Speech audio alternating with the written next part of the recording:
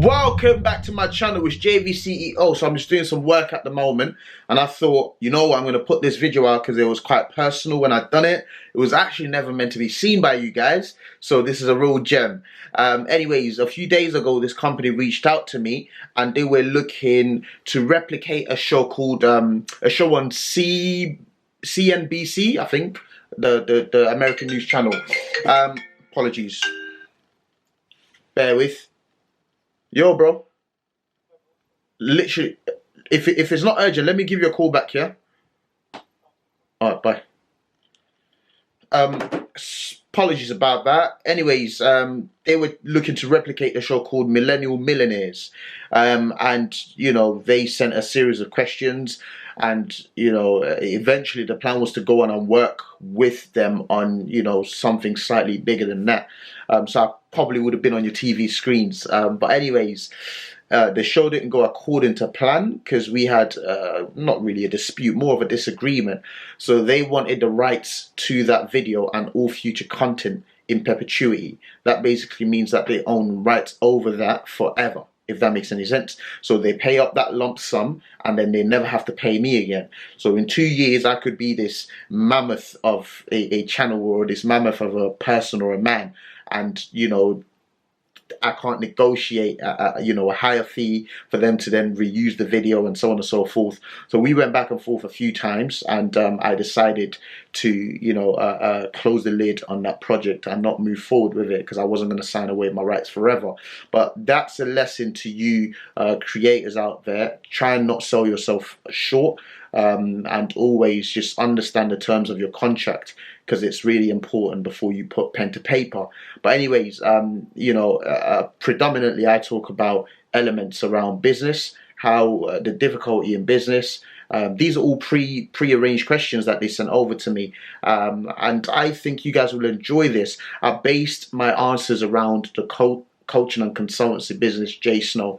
So hopefully you guys will enjoy this anyways. But yeah, enjoy.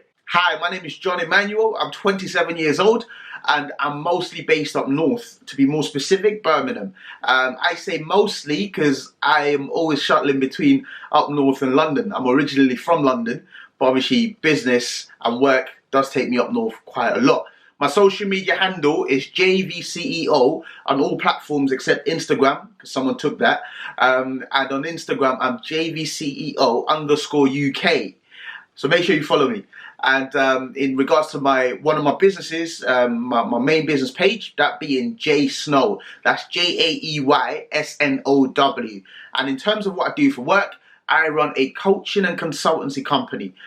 If you do hear the dogs barking in the background, that's because I have 2 Rottweilers, or if any other noise, that's because the chair behind me is squeaking. But anyways, I run a coaching and consultancy company, and I also own a property investment company, amongst a whole range of other businesses in between. But those are, essentially speaking, my 2 main focuses.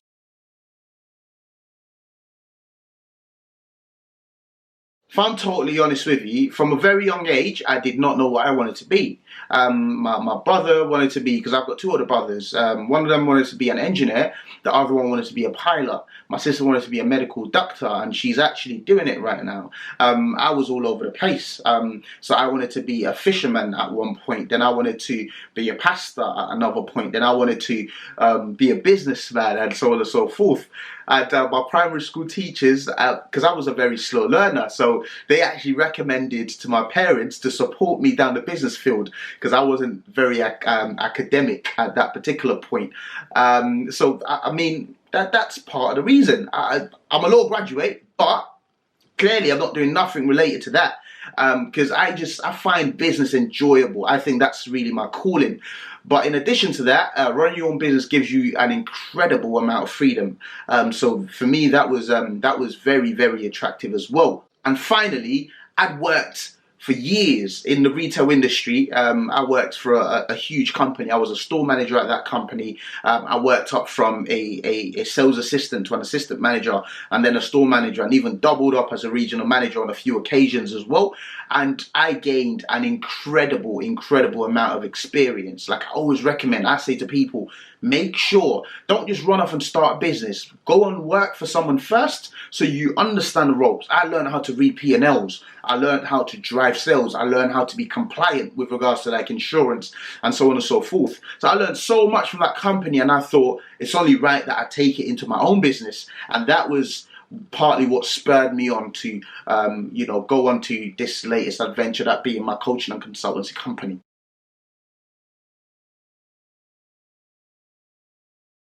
I spent around 3 months learning how to do Facebook advertising, learning about Google advertising, learning how to structure and how to position my company the right way online so that I could attract the customers that I envisaged. So that's what I spent 3 months doing. In addition to that, I spent years doing a lot of free work, and people just thought I was doing the free work just for the sake of it. But I was actually analyzing all the potential clients. I was analyzing how I dealt with them. I was analyzing my reach, my customer service skills, my ability to solve their problems in regards to what my future company would offer. So I was offering that from, I'd say about 2 years ago, and I was doing a lot of free work. I was taking odd clients here and there, and I'd help them turn things around. No one knew I was doing that, but I was doing that, essentially speaking, to build my experience. So these are the things that I'd done before starting my actual business.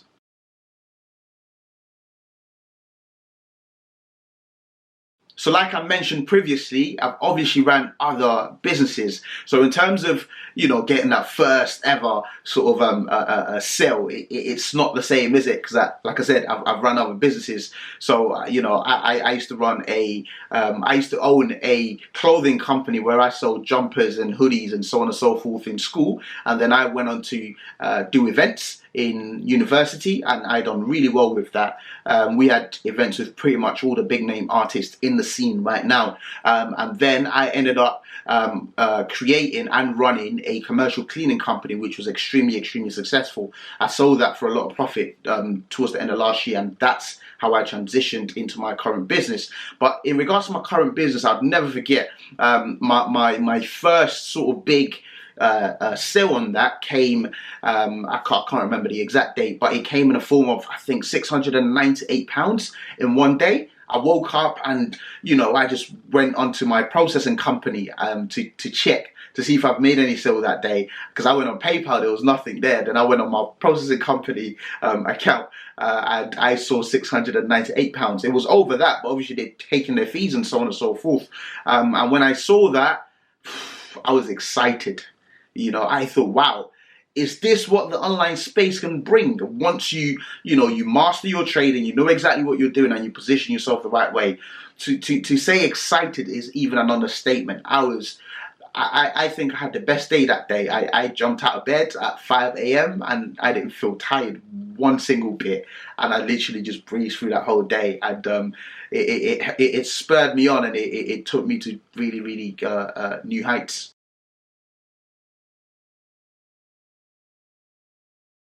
I would say it's the freedom to create, travel, and innovate. Beyond that, it's the freedom to decide my own salary, and I'd explain what I mean. As an employed person, obviously you have you get what you negotiate, or not necessarily what you're worth. But as a business owner, you get what you're worth in the sense of what you put into your business. That's what comes out on the back end. And being able to decide my own salary could be things like, let's say I've got a property project this month, and I know that I'm pretty occupied with that. I can choose to reduce my ad spend, which would reduce my income on the coaching consultancy side of things, because then I can focus more on, let's say, the property side of things that particular month. Or let's say I'm looking to do a big property deal and I'm trying to move money across different businesses. I can choose to quadruple my ad spend, which I know would massively increase my overall income from that business. And then I can obviously get all the taxes sorted and move that money across to make property investments. So that's one of the greatest things of running your own business. And more importantly than that, actually, is something I enjoy doing. The reason why I'm actually on this video, networking.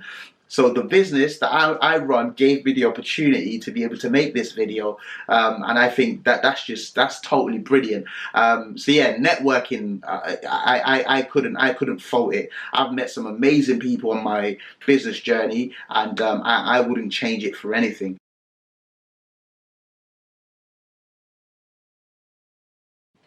I would say the balance between my personal life and my business life.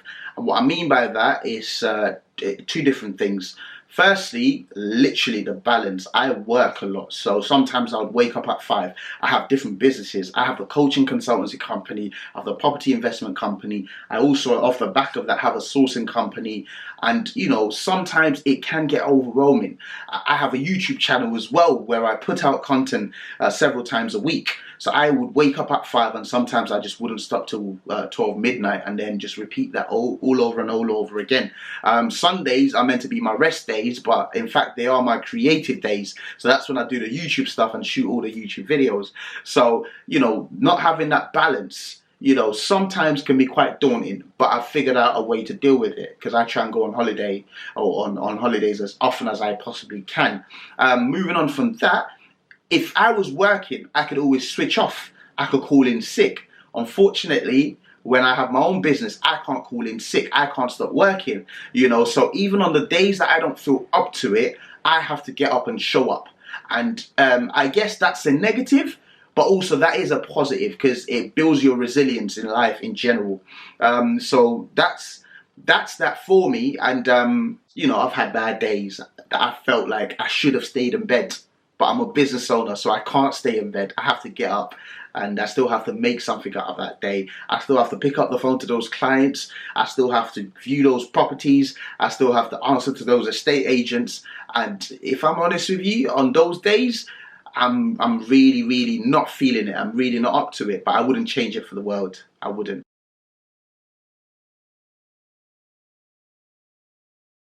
I'd say 3 things, right? Number 1, work rate. Number 2, build an incredible set of skills that include in marketing, that includes great communication skills, which essentially is interpersonal skills. That will take you a very long way in business. And finally, I would say outsource.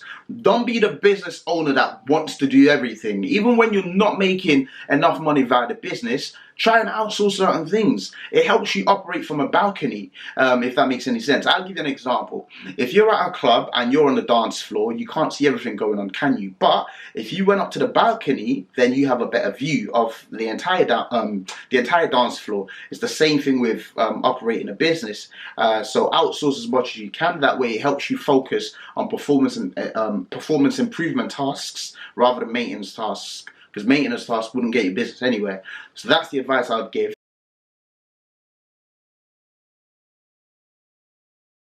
I would say automating the process inside the business, so that it needs less of a human touch to it, and a lot of things are online and you could take yourself through it.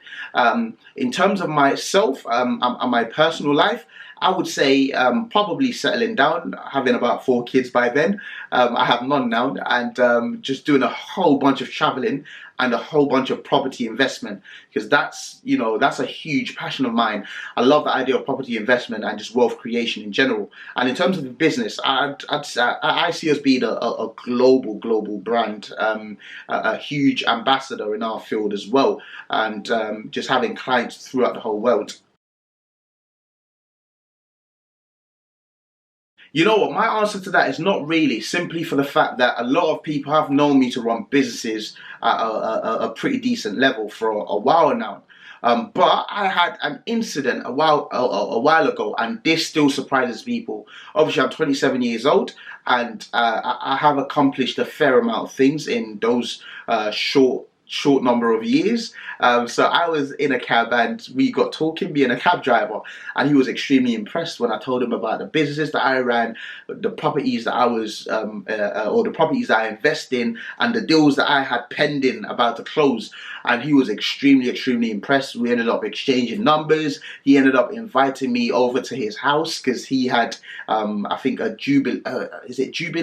I think, like, being married for like 25 years or so. I'm not sure what it is, but he ended up inviting me to that, and we've struck a beautiful, beautiful relationship literally off the back of that. So he was quite impressed. He was shocked. He said to me, look, when I was 25, I wasn't doing, sorry, when I was 25 even, because obviously I've started, you know, quite at an early age. He goes, when I was 25, I was not doing nothing close to what you're doing now. I can only imagine what the future holds for you. In addition to that, a lot of people would say to me, oh, I can see you being super successful, man. Like, you're a different kettle of fish. You got a different kind of energy. So I think that really spurs me on, and that keeps me going. She gave me a lot of grief, that being my mum. She gave me a lot of grief. She was uncertain, and she was like, you should go get another job, or you should go get a job. Because at that point, I left my 9 to 5. I'd sold my commercial cleaning company, and she's just thinking, what is going through your head? Like, how can you do that and not really, you know, not really have something else? But I knew exactly what the trajectory was. I knew exactly what the bigger plan is. So I stuck to it, and I said to her, look, I'm not getting another job. I've got all the experience that I need in business and in a 9 to 5, and I'm going to apply it fully now and not play it safe. And I'm going to go my own way, and I'm young enough to make mistakes, and I'll do that. And I said to her, look, I can't stay confined to this current success that I have, because success for me is a moving target. So, you know, she definitely was worried for me. But then when I started telling her, you see, I told you, I just had a £1,000 day, I just had a £2,000 day, oh, I just closed a £4,000 deal today. She was like, wow, like, you know, she became proud. I used to have dreams of closing things, and then eventually it came to fruition. So I used to, like, I guess, positive affirmation, you call it. Yeah, I used to have a lot of those. But anyways, she's a huge supporter now, and always has been. But yeah, that's that, man. Success is a moving target, and that's what I'm going to leave you guys with. Anyways, John, Emmanuel, signing out.